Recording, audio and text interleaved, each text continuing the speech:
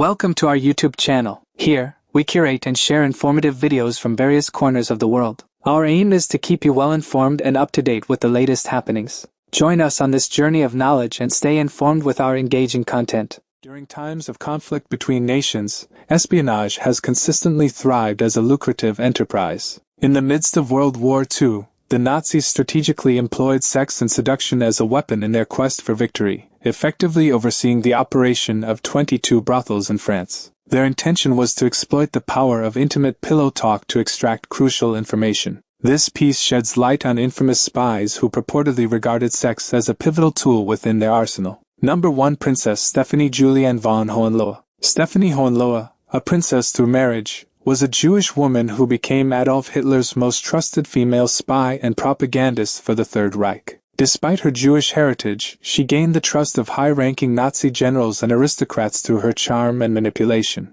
Both Britain's MI5 and America's FBI considered her highly dangerous due to her connections and activities. Stephanie, known as Steffi to her friends, had a wide network of influential acquaintances, including Lord Rothermere, the British newspaper magnate and publisher of the Daily Mail. It is believed that her persuasive tactics on behalf of Hitler may have influenced Rothermere's support for the Nazi Party through his newspaper in the late 1930s. As one of the few women allowed to be present during private talks between Hitler and his generals, Princess Stephanie became the object of jealousy for British aristocrat Unity Mitford, who also vied for Hitler's affections. Eventually, Hitler grew suspicious of Stephanie, believing she was a double agent for Britain, due to her relentless pursuit of personal gain and wealth. Stephanie was described by U.S. authorities as a spy of immense value, equivalent to 10,000 men. In 1941, she was arrested in America and sent to an internment camp. After the war, she was released but barred from entering Britain. Despite this, she maintained her high status and celebrity as a journalist for American and German magazines until her death in 1972. Number 2. Mata Hari. Margaretha Gertrude Zell, a Dutch-born woman, gained notoriety as Mata Hari, one of the most famous female spies during World War I. She worked as an exotic dancer and courtesan, using her seductive powers to extract information for the Germans from high-ranking men in the Allied forces, particularly the French. Zell also formed romantic relationships with men such as Captain Vadim Maslov, a Russian pilot serving with the French army. It is rumored that she agreed to spy for France in exchange for visiting Maslov in the hospital after he was wounded. As a Dutch citizen, Zell was able to cross borders freely, making her a valuable asset for her spy masters. However, her cover was eventually blown in 1916, and she was convicted of being a spy for Germany. Zell was executed by firing squad in 1917, and her role as a scapegoat for the French allowed them to shift blame for their wartime failures onto her spying activities.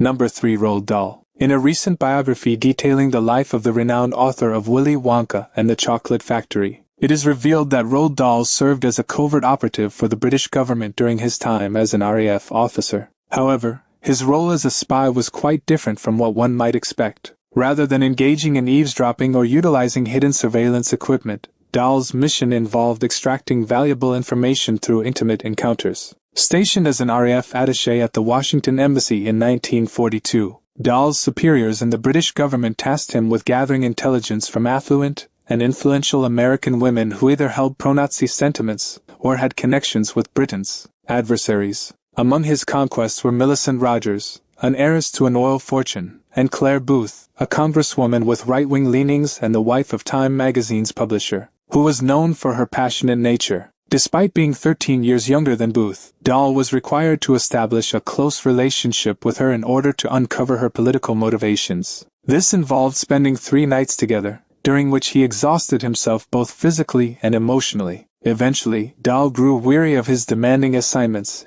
and expressed his desire to be relieved of them. However, his request was met with a dismissive response, instructing him to persevere and endure the challenges by simply closing his eyes and thinking of England. 4. Anna Volkov. Anna Volkov, a Russian-born spy in Britain, made a disturbing statement expressing admiration for Hitler and his potential rule over England. She was closely associated with the notorious Russian tea room in London's affluent South Kensington, which served as a gathering place for pro-Nazi supporters and anti-communists. Despite not possessing the conventional beauty and allure often associated with female spies of that era, Wolkoff skillfully utilized her sexuality to entice unsuspecting individuals into her network, enabling her to orchestrate espionage and propaganda campaigns. Wolkoff harbored a fervent anti-Semitic sentiment, attributing the downfall of her designer clothing store in London to Jewish competition. Additionally, she despised communists for their role in the overthrow of Tsar Nicholas II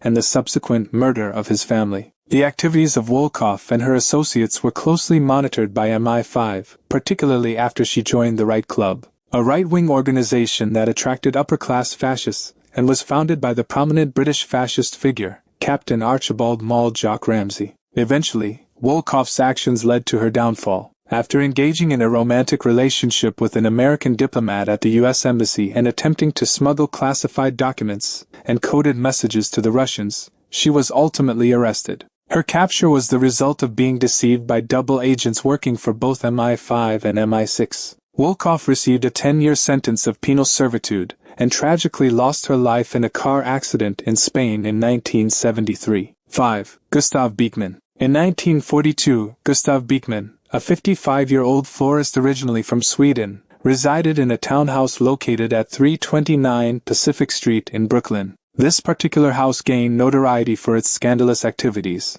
serving as both a brothel for men seeking other men and, more significantly, as a suspected hub for espionage on behalf of America's adversaries. It quickly became renowned as the most infamous house of assignation in the entire country. Beekman's establishment attracted a diverse clientele, ranging from businessmen and Wall Street investors to laborers and members of the armed forces. The interior was furnished with comfortable sofas, offering a welcoming atmosphere, and a catering menu featuring snacks and a buffet. Upstairs, the bedrooms were available for rent by the hour. As suspicions grew, government agents established surveillance posts to monitor the comings and goings at this establishment. They soon discovered that a significant number of the patrons were foreigners, including German-born individuals, Nazi sympathizers, and Nazi agents. Following the arrest of Beekman, along with several sailors, non-military men, and other prominent figures from high society, the FBI applied pressure on him to provide information. The subsequent investigation uncovered details that suggested enemy agents had exploited the brothel to extract sensitive information from young servicemen. Although Beekman was ultimately cleared of the accusations of intentionally operating a spy ring, he was charged with one offense: sodomy. Consequently, he received a 20-year prison sentence. It was not until 1963, at the age of 78, that he was finally released.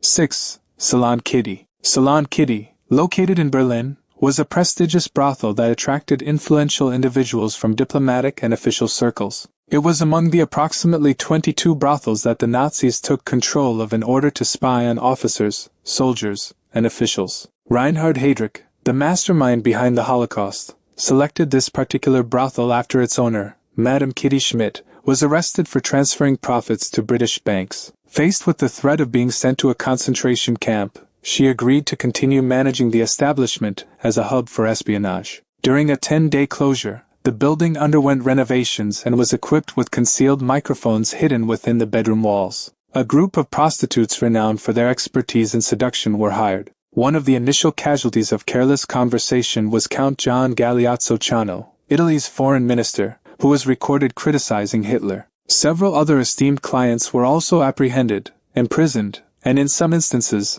executed due to their indiscreet pillow talk that hinted at betrayal to the Nazi Party. As the war progressed, Salon Kitty's clientele dwindled as more men were called to the front and disappeared. In July 1942, when a bomb struck the top floor, the SS sealed off the building and removed the microphones. Kitty Schmidt, along with her working girls, remained bound by secrecy, fearing the consequences of breaking their vow and being sent to a concentration camp. We trust that you enjoy this video. If you do, kindly show your support by liking, sharing, and subscribing to our channel. Thank you.